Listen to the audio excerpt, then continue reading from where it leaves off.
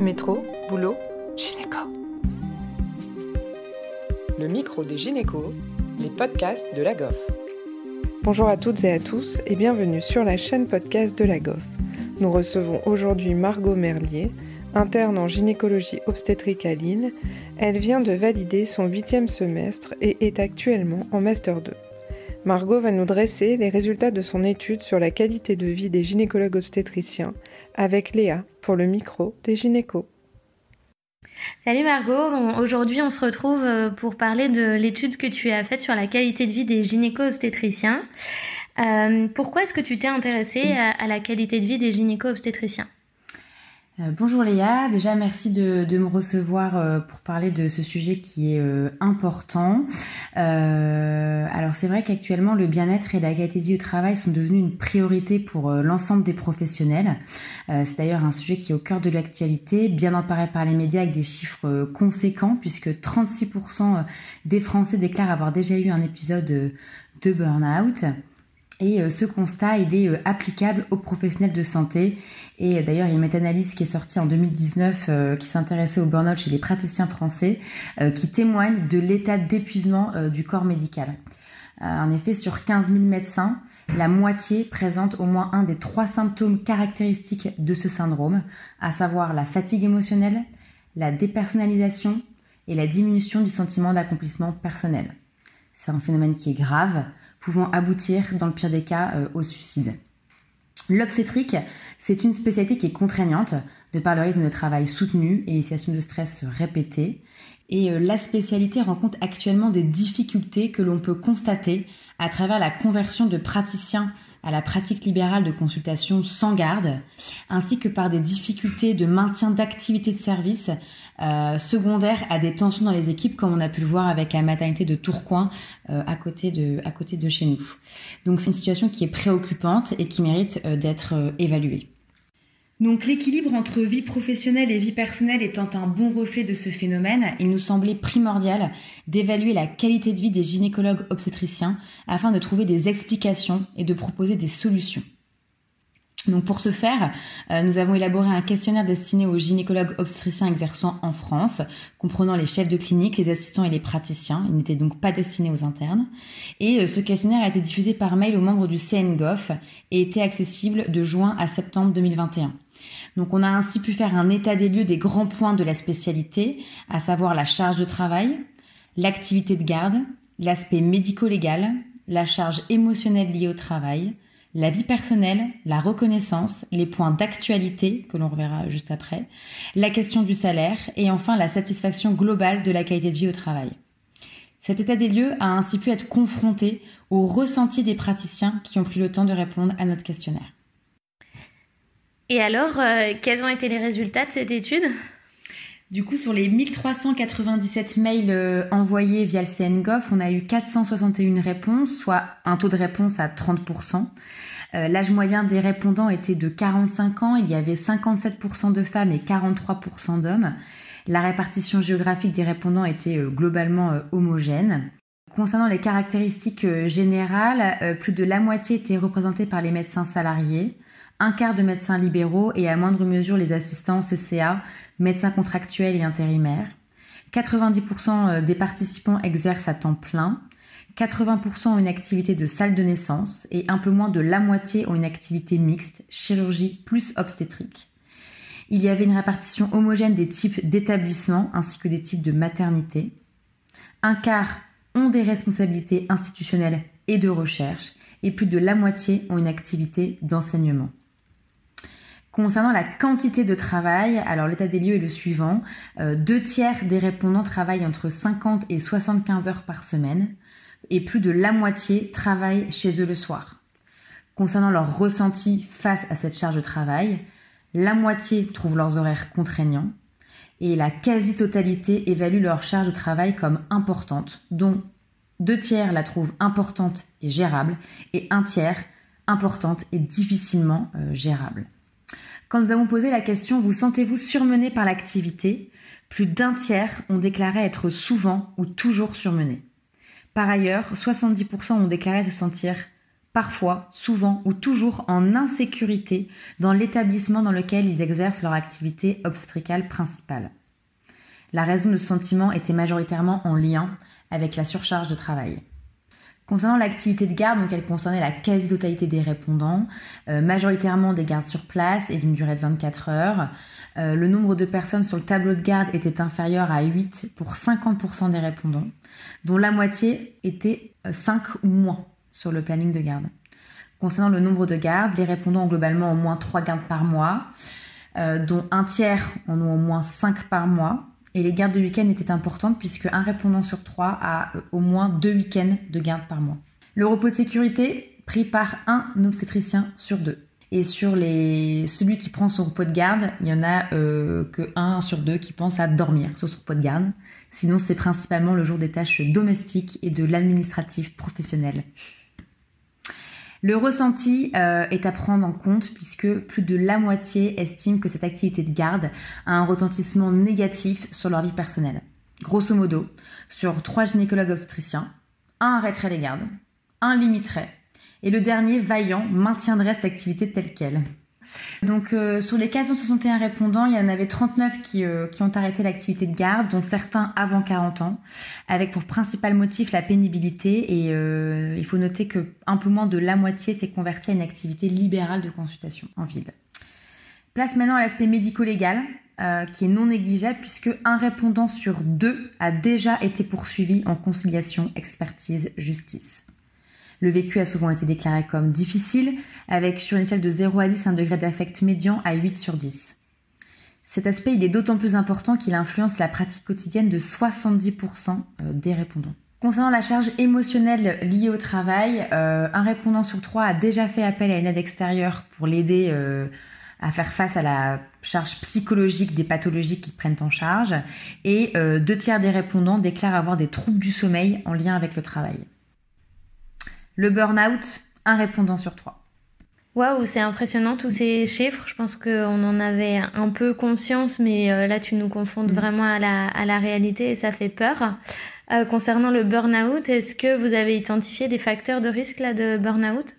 Oui, tout à fait. On a essayé de regarder s'il y avait des facteurs associés au burn-out et on a retrouvé un taux plus important chez les femmes. Il y avait plus de burn-out lorsque le nombre de gardes était important, bien qu'il n'y avait pas d'association statistiquement significative. En revanche, le nombre de personnes sur le tableau de garde, bas, notamment inférieur à 8, était associé de façon significative au burn-out. Enfin, le salaire moins important était aussi associé au burn-out. Alors pour poursuivre sur les résultats, on a aussi posé donc des questions sur la vie personnelle des gynécologues obstétriciens et 2 répondants sur 3 estiment que leur profession altère leur relation de couple et un peu moins de la moitié estiment leur relation parent-enfant moyennement satisfaisante. Un répondant sur 3 estime avoir une vie sociale satisfaisante en dehors de la médecine et enfin moins de 10% estiment avoir suffisamment de temps à consacrer à leur bien-être. Concernant la reconnaissance, donc par les patientes et par les pairs, globalement la moitié se sent reconnue avec une part très faible qui ne se sent pas du tout reconnue. Concernant les difficultés que rencontre actuellement la spécialité, la grande majorité se sent concernée et un peu moins de la moitié pense que la réforme de l'internat participe à l'augmentation des difficultés des maternités hors CHU. Pour garder l'attractivité face à cette fuite des gynécologues en cabinet de ville, 80% seraient favorables à une augmentation des salaires de base ainsi qu'à une valorisation des gardes. Un autre point sur les difficultés aussi que rencontre la spécialité, c'est cette médiatisation autour des violences obstétricales qui affecte la quasi-totalité des répondants. Et face à cette problématique, une grande majorité adhère à une augmentation des moyens humains pour accompagner les patientes, ainsi qu'à des formations sur le sujet et l'augmentation de moyens techniques modernes comme les salles d'accouchement physiologique. Parlons maintenant argent. Les répondants gagnent en moyenne 5 000 € par mois, mais tout de même 40% qui gagnent moins de 5 000 € par mois, ce qui satisfait moins de 1 gynécologue sur 3. Il en ressort que la quasi-totalité souhaiterait gagner au moins 5 000 € par mois, et 40% estiment leur salaire à plus de 10 000 € par mois. Concernant la valeur des gardes, la grande majorité, si ce n'est la quasi-totalité, souhaiterait une valorisation des gardes, puisque 90% estiment leur valeur à au moins 400 €. Alors enfin, est-ce que les gynécologues obstétriciens sont satisfaits de leur qualité de vie au travail ? Eh bien oui, pour 40%. non pour 46% et 14% d'indécis. Sur une échelle de 0 à 10, la qualité de vie médiane se situe à une note de 6 sur 10. Donc ces résultats peuvent être interprétés de plusieurs manières, c'est comme voir le verre à moitié vide ou à moitié plein. Plus de la moitié referait le même choix de carrière, c'est quand même pas si mal, mais en revanche l'autre moitié ne ferait pas le même choix ou ne sait pas se prononcer. Donc au final, cet état des lieux, il met en évidence une profession qui est stressante, avec une charge de travail importante impactant le temps accordé à soi, sa famille et sa vie sociale. Le taux d'épisodes de burn-out est préoccupant, l'impact psychologique du médico-légal et de la médiatisation des violences obstétricales réel, avec une reconnaissance salariale insuffisante, principalement concernant l'activité de garde. L'enjeu, relayer ces informations à nos tutelles dans le but de proposer des stratégies de prévention et d'amélioration des conditions de travail. Ouais, effectivement, l'enjeu, c'est déjà d'en prendre conscience. Et du coup, est-ce que tu as des pistes d'amélioration ou des leviers d'action qui sont possibles ou que tu as identifié? Effectivement, on s'est posé la question et une des premières choses, le premier levier d'action pourrait déjà être une valorisation salariale qui permettrait d'accroître la reconnaissance du travail effectué et des sacrifices réalisés par les gynécologues obstétriciens. Ça, c'est le premier levier. Ensuite, une nouvelle vision de l'activité de garde semble essentielle. Toute la littérature sur le sujet retrouve l'activité de garde comme un facteur de risque de burn-out à part entière. Et dans notre enquête, le faible nombre de personnes sur le tableau de garde était associé au burn-out, ce qui met en avant l'importance d'une organisation optimale des équipes pour ne pas travailler à flux tendu afin d'assurer cette permanence de soins. Par ailleurs, cette activité de garde, on l'assure sur une forme de garde de 24 heures, ce qui augmente le risque d'erreur médicale jusqu'à 36%. Donc réduire la durée des gardes à 12 heures, comme le font les urgentistes français ou les gynécologues obstétriciens en Suisse ainsi qu'en Suède, serait une piste à explorer et à mettre en pratique lorsque cela est possible, même si bien sûr c'est un peu compliqué parce qu'on n'a pas toujours l'effectif. Par ailleurs, cette activité de garde, elle apporte cette pénibilité au travail qui participe à la fuite des gynécologues obstétriciens vers la pratique libérale sans garde, ce qui menace nos maternités. Donc cette valorisation financière des gardes, pour laquelle 90% des répondants étaient favorables, pourrait déjà être un levier d'action pour maintenir cette attractivité face à cette activité de garde. De plus, rappelons l'importance des sessions de débriefing en équipe qui restent primordiales.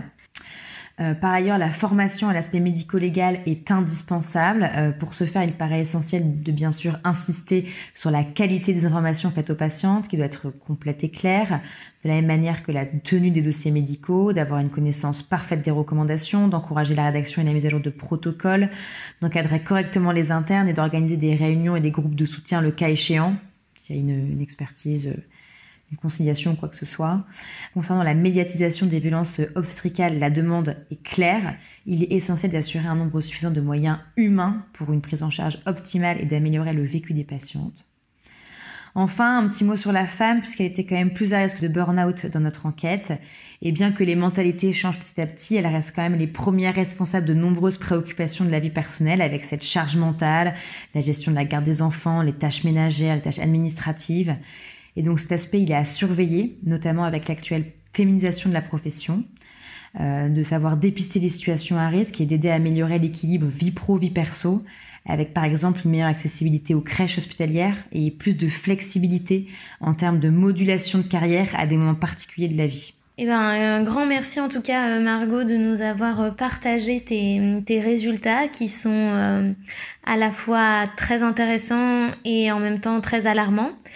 Comment toi tu vis après les résultats de cette enquête? Tu as modifié des choses aussi dans tes pratiques pour l'instant? C'est des choses dont tu avais conscience? C'est clairement des choses dont j'avais conscience, mais que j'acceptais. Et je pense que maintenant, je suis dans la non-acceptation, c'est-à-dire que il faut savoir se préserver. Et pour bien faire notre travail, c'est important de savoir se préserver. Et donc effectivement, je pense qu'à l'avenir, ne pas rester sur un pot de garde pour finir ce qu'on a à faire, savoir dire stop, savoir rentrer à la maison, savoir couper avec l'hôpital. C'est hyper important. Savoir débriefer en équipe, ça aussi, c'est quelque chose qui fait partie de mon quotidien, je pense, pour faire face aux moments compliqués. Voilà, et puis surtout, je voulais déjà te remercier, Léa, de m'avoir permis de communiquer ces résultats qui, effectivement, doivent remonter, doivent être connus, parce qu'en fait, on est très peu entendus. Que c'est aussi un sujet qui nous affecte, nous, gynécologues obstétriciens, mais qui concerne toutes les professions médicales. En France, mais aussi pas qu'en France. On voit maintenant qu'en Angleterre, tout le monde est dans la rue. Donc ça devient un sujet vraiment préoccupant, alarmant, dont il faut s'occuper. Et je remercie du coup vraiment le comité du CNGOF qui a rendu ce travail possible, et ainsi qu'à tous les répondants pour avoir pris le temps de répondre à notre questionnaire et d'avoir rendu des résultats qu'il faut diffuser. C'est vraiment ça le message, il faut le diffuser parce que c'est bien de faire une étude, mais il faut qu'elle serve.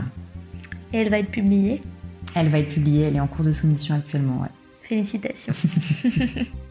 Merci à tous de nous avoir écoutés aujourd'hui. Rendez-vous la semaine prochaine pour un nouvel épisode. Vous retrouverez toutes les ressources et références de ce podcast dans la description et surtout, n'hésitez pas à vous abonner à la chaîne, à lui accorder 5 étoiles, voire même à en parler autour de vous. Métro, boulot, gynéco.